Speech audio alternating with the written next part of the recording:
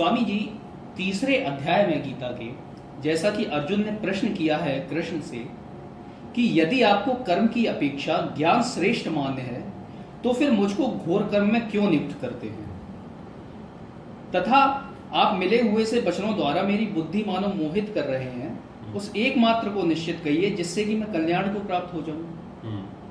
तो इसमें कृष्ण ने कहा है कि इस लोक में दो प्रकार की निष्ठा मेरे द्वारा पहले कही गई है, उनमें सांख्य योगियों की ज्ञान योग से और योगियों की कर्म योग से होती है। तो स्वामी जी इस चीज पे कुछ प्रकाश डालिए। देखो, पहली बात तो जो यहाँ पे अर्जुन की मनोदशा है, अर्जुन की मनोदशा ऐसी है जैसे कि संसार के सब लोगों की होती है। हर इंसान चाहता है कि जब वो आए तो साधना से गुजरने की क्या जरूरत है और सब चीजों से क्या गुजरने की जरूरत है, बस एक पक्की बात बताओ, एक ही प्रश्न में उत्तर दे दो और सारा कुछ उससे सॉल्व हो जाए। हर इंसान की यही अभिप्सा है, हर इंसान यही चाहता है कि बस। तो यहाँ पे अर्जुन जब वो कह रहा है कि आप क्यों मुझे और बातों में उलझा रहे हैं, आप सिर्फ एक बात कहिए ना जो फाइनली हो, उन बातों को कह दें। आप मुझे कर्म में धक्का क्यों दे रहे हैं, आप मुझे ज्ञान योग में क्यों नहीं भेज रहे। ये बात देखो, अर्जुन अपना मन भी बता रहा है, मतलब इतना मक्कार इंसान कि वो एक तरफ कृष्ण को झांसे में दे रहा है, कह रहा है कि मुझे यही मार्ग बता दें, और फिर ये भी कह रहा है कि आपको अगर कुछ पता है तो पक्का वाला बता दो, एक ही बार में बता दो।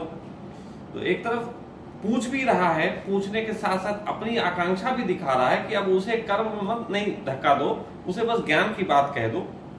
और दूसरी तरफ उनको भी ये सिद्ध कर रहा है कि तुम्हें अगर कुछ पता ही है तो बता दो भाई, फाइनल वाला बताओ, ये झंझट खत्म करो। वो तर्क से भागना चाहता है, लेकिन कृष्ण ने जो यहाँ पे कहा कि ज्ञान योगियों के लिए तो सांख्य की बात है, लेकिन योगियों को जो है वो कर्म से गुजरना पड़ता है। इस बात को थोड़ा सा गहराई के साथ समझेंगे। इसी बात को भी मैंने थोड़ी देर पहले उसमें कहा था कि लोग ये चाहते हैं कि उन्हें एकदम सब चीजों की प्राप्ति हो जाए। जगत में सबसे श्रेष्ठ जो है वो ज्ञान है,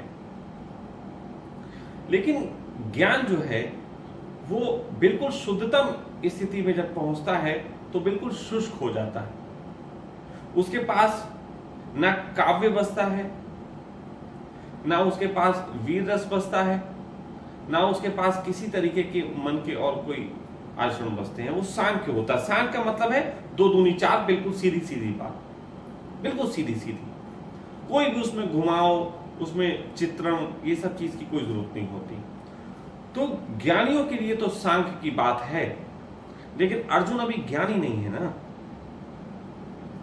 आकांक्षा ज्ञानी की है। जो ज्ञान को उपलब्ध हो जाते हैं उनके लिए सांख्य सहज हो जाता है, वो सांख्य का आचरण कर सकते हैं।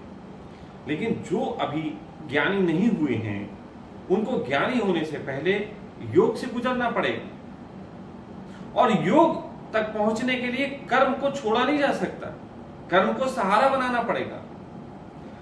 मैंने कई बार ऐसे कहा भी है कि शंकर और पार्वती का जो वास्तविक संबंध था वो एक भगवान और एक शिष्य वाला था, एक भक्त वाला। वो भक्त थी, उनको पूजती थी, और यदि कोई किसी को पूजता है तो उसका एक ही अर्थ होता है कि वो चाहता है कि वो भगवान के ज्ञान को उपलब्ध हो। और यदि वास्तव में वो पात्र थी, जैसे कि अंत में सिद्ध हुई, पार्वती को उन्होंने ज्ञान दिया, वो पात्र तो थी, तो पहले दिन क्यों नहीं दे दिया, पहले दिन क्यों नहीं दे दिया, क्यों विवाह किया, क्यों उनके साथ बच्चे किए, क्यों उनके साथ अपने जीवन को जोड़ा। पहले दिन भी तो बात दी जा सकती थी, लेकिन गुरु तो सदैव दे सकता है, शिष्य की योग्यता नहीं होती। एक बार मैं स्टेशन पे खड़ा हुआ था, तो वहां पे एक प्याऊ था लगा हुआ पानी का। वहां एक आदमी ना वो मांग के खाता होगा, वो अपना कटोरा लेके आया और उसने कहा पानी। उसने कटोरे में पानी डाला तो वो आदमी कहने लगा कि पानी गंदा है और फेंक दिया। फिर दोबारा उसने मांगा, प्याऊ वाले ने फिर भी पानी दिया, उसने फिर कहा अरे गंदा और फेंक दिया। जब तीसरी बार उसने कटोरा बढ़ाया तो प्याऊ वाले ने कहा मेरा पानी साफ है, तुम्हारा कटोरा गंदा है। पात्रता सबसे पहले बनाने की बात होती है। पात्र जो है यदि साफ ना हो तो अच्छे पानी को भी गंदा कर देगा। धर्म की बड़ी बड़ी बातों से भी लोगों ने बड़े बड़े गलत कामों का निर्णय निकाल लिया और जीवन में धर्म का भी अधर्म में इस्तेमाल ज्यादा हो गया। इसलिए जरूरत होती है पात्र की सफाई की। यदि पात्र साफ नहीं है तो ऐसी स्थिति में उसको दिया भी नहीं जा सकता। अमृत को चखने के लिए हृदय का उतना शुद्ध होना जरूरी है, नहीं तो अमृत भी तुम्हारे लिए विष समान घातक होगा। यदि तुमने अपने को पूरा साफ नहीं किया, करुणा तो बहुतों पे बरसाई शिव ने, रावण पे भी तो बरसाई थी। रावण ने तो एकदम जिद पकड़ ली थी कि मुझे चाहिए। रावण को दिया भी था उसने ज्ञान, लेकिन अमृत का उपयोग क्या किया? अहंकार में। लेकिन पार्वती के साथ उन्होंने जो किया वो कह सकते हैं कि भोलेनाथ को यूं ही भोला नहीं कहा गया। भोलेनाथ ने पहले बहुत लोगों को दिया, है ना, न जाने कितने लोगों को उन्होंने जो है वरदान दे दिए, लेकिन हर बार वरदान का मिसयूज हुआ। इसीलिए भोलेनाथ कहे जाते हैं कि उन्होंने किसी की प्रतिभा नहीं देखी, उन्होंने तो बस अपने अंदर की करुणा देखी और सब पे लौट दिया।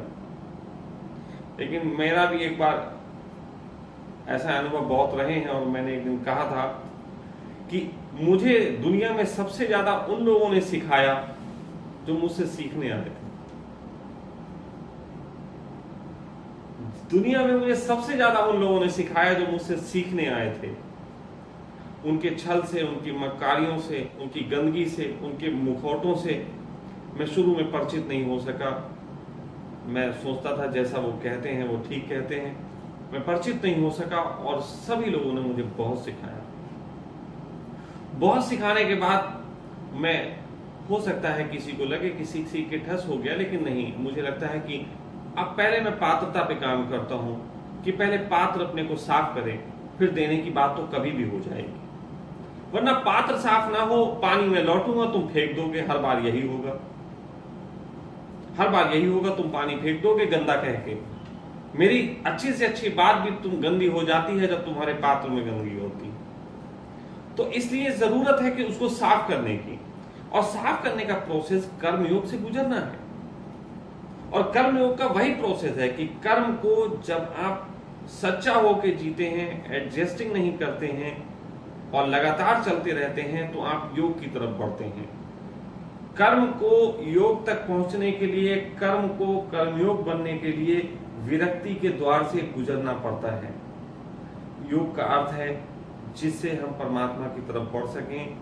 मैं पहले भी बोला हूं कि योग का इस्तेमाल जब भी किया गया है वो अपने से जुड़ने और परमात्मा से जुड़ने की बात के तहत ही किया गया है। तो कर्म भी योग बनता है कर्मयोग से गुजर के, लेकिन तब जब हम सच्चाई के साथ उसको जीते हैं।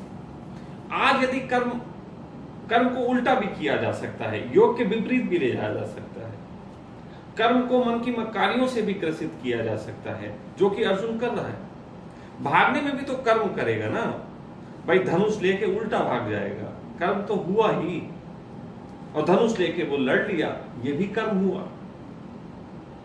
तो कर्म को जितना ज्यादा अच्छे ढंग से अर्जुन करेगा, जितनी सात्विकता के साथ करेगा, उतना ही जो है वो अर्जुन कर्म को योग की दिशा में ले जा सकता है।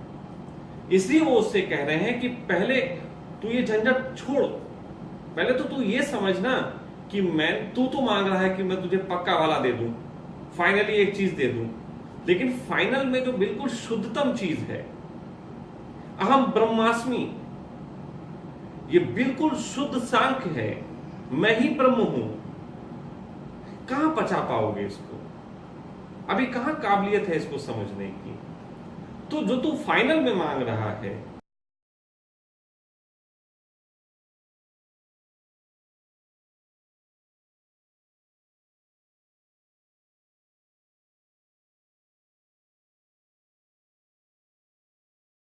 खड़ा है, तो तुझे चलना पड़ेगा। कर्म के रास्ते पे चल के तू योग को उपलब्ध हो। जिस दिन तू योग को उपलब्ध होगा और योगी बनेगा, तब तेरे लिए आगे का द्वार खुलता है जो ज्ञान योग का है। और ज्ञान योग पे तू जाके मेरी उस बात को समझ सकता है जहां पे मैं एक ही बात कह रहा हूं, और वही अंत है। लेकिन जो अंत होता है ना, जो सबसे ऊंचाई पे पहुंच गया होता है, उससे क्या होता है? हम ये मान लें कि हम कीड़े मकोड़ों से गुजर के मनुष्य होके, मनुष्य में भी योगी होके भी ब्रह्मचर्य को उपलब्ध होके, ब्रह्मचारी होके परम तत्व को उपलब्ध हो जाए, तो हम क्या करेंगे? अरे यार, पहले ये तो देखो परम तत्व ने क्या किया। परम तत्व ने तो जीरो से शुरू किया। परम तत्व तो कीड़ा भी बन गया। परम तत्व ने तो पूरे संसार को जन्म दिया।